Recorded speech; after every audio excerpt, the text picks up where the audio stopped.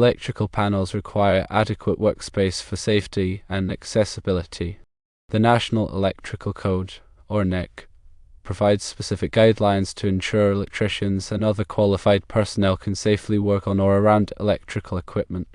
These guidelines address several key aspects. Firstly, there's the depth of the workspace. This refers to the clear distance required in front of the electrical equipment. The required depth varies depending on the voltage of the equipment and the conditions present in the workspace. Specifically, NEC Table 110.26 A1 dictates the minimum depth of the workspace in front of electrical equipment, such as panels, switchboards, and motor control centers. There are 3 conditions to consider for workspace depth.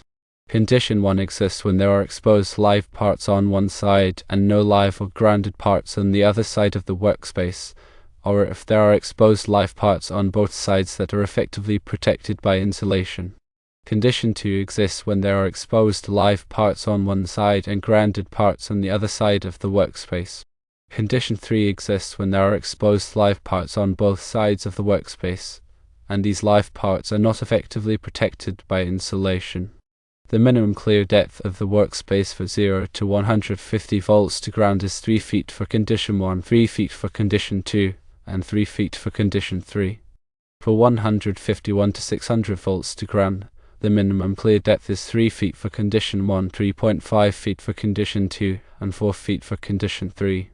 For 601 to 2500 volts to ground, the minimum clear depth is 4 feet for condition 1, 4.5 feet for condition 2, and 5 feet for condition 3.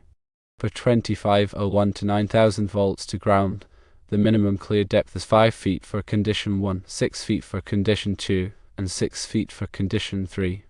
For 9001 to 25,000 volts to ground, the minimum clear depth is 6 feet for condition 1, 8 feet for condition 2, and 8 feet for condition 3.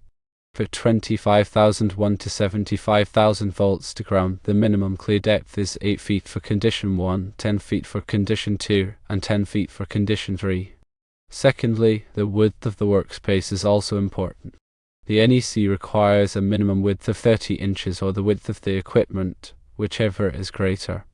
This width must be maintained to allow for safe movement in operation. It's important to note that the workspace width should permit at least a 90-degree opening of the equipment door or a hinged panel. Thirdly, the height of the workspace is also crucial.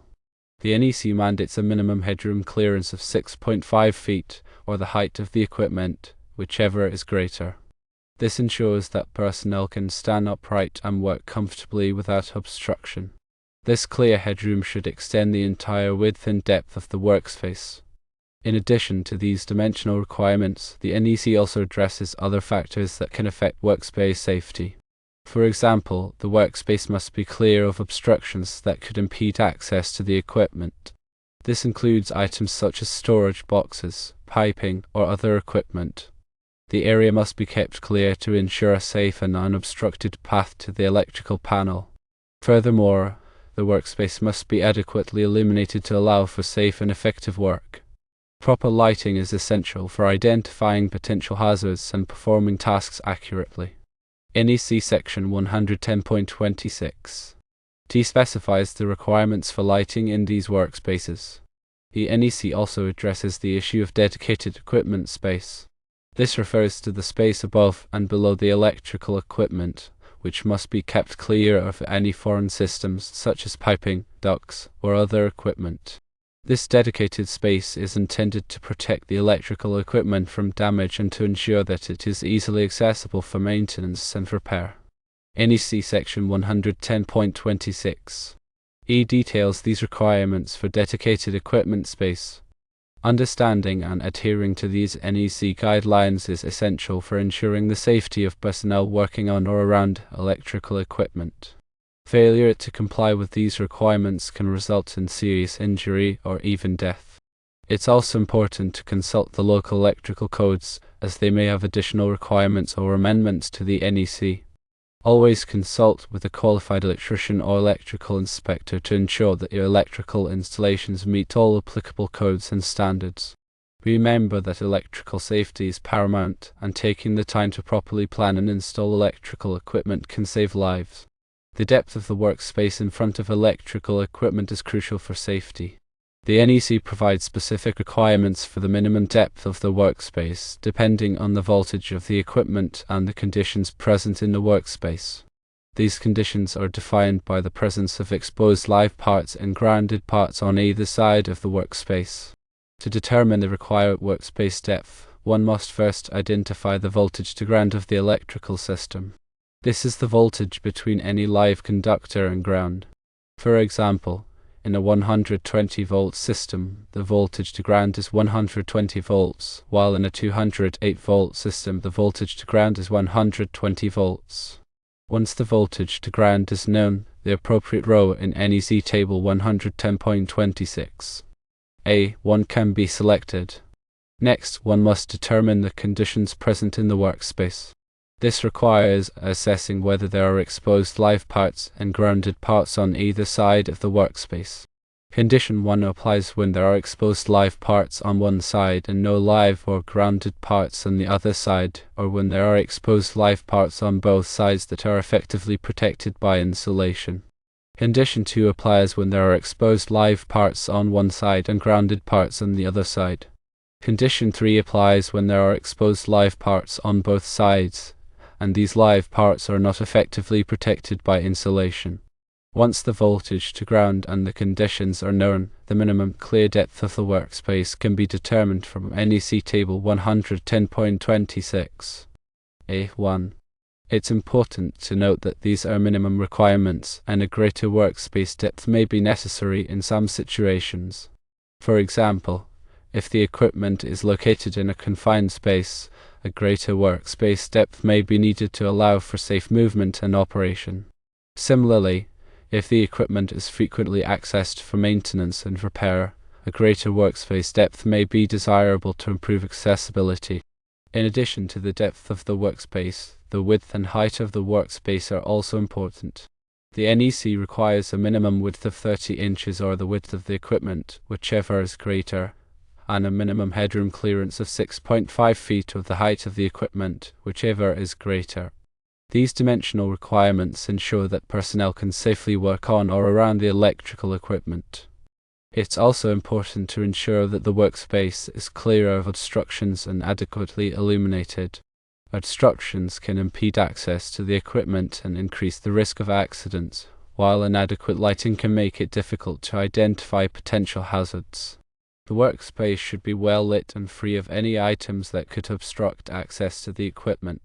When evaluating an electrical panel installation, several key factors should be considered to ensure it meets minimum workspace requirements. Firstly, the voltage to ground of the electrical system must be determined. This is the voltage between any live conductor and ground. Common voltages to ground include 120 volts, 208 volts, 277 volts, and 480 volts. The voltage to ground is a critical factor in determining the required workspace depth. Secondly, the conditions present in the workspace must be assessed.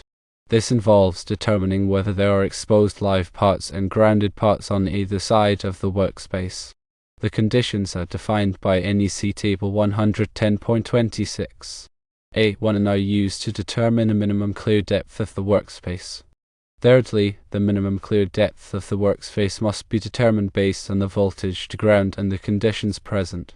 NEC table 110.26 A1 provides the minimum clear depth requirements for different voltage levels and conditions. The minimum clear depth is the distance from the front of the electrical equipment to any obstruction, such as a wall, another piece of equipment, or a grounded object. Fourthly, the width of the workspace must be evaluated. The NEC requires a minimum width of 30 inches or the width of the equipment, whichever is greater. The width of the workspace should be measured to ensure that it meets this minimum requirement. The width of the equipment is typically measured from the outermost points of the equipment enclosure. Fifthly, the height of the workspace must be assessed. The NEC requires a minimum headroom clearance of 6.5 feet or the height of the equipment, whichever is greater. The headroom clearance should be measured from the floor to the lowest obstruction above the equipment. Sixthly, the presence of any obstructions in the workspace must be identified. The workspace should be clear of any obstructions that could impede access to the equipment or create a safety hazard. Obstructions can include items such as storage boxes, piping, ducts, or other equipment. Seventhly, the adequacy of the lighting in the workspace must be evaluated. The NEC requires adequate lighting to allow for safe and effective work. The lighting should be sufficient to illuminate the equipment and the surrounding area. Eighthly, the dedicated equipment space above and below the electrical equipment must be examined. The NEC requires the space to be kept clear of any foreign systems such as piping, ducts, or other equipment. The dedicated equipment space is intended to protect the electrical equipment from damage and to ensure that it is easily accessible for maintenance and repair. Ninthly, the local electrical codes should be consulted to determine if there are any additional requirements or amendments to the NEC. Local codes may have more stringent requirements than the NEC, and it is important to comply with all applicable codes and standards. Lastly, a qualified electrician or electrical inspector should be consulted to ensure that the electrical panel installation meets all applicable codes and standards. A qualified professional can provide expert guidance and ensure that the installation is safe and compliant.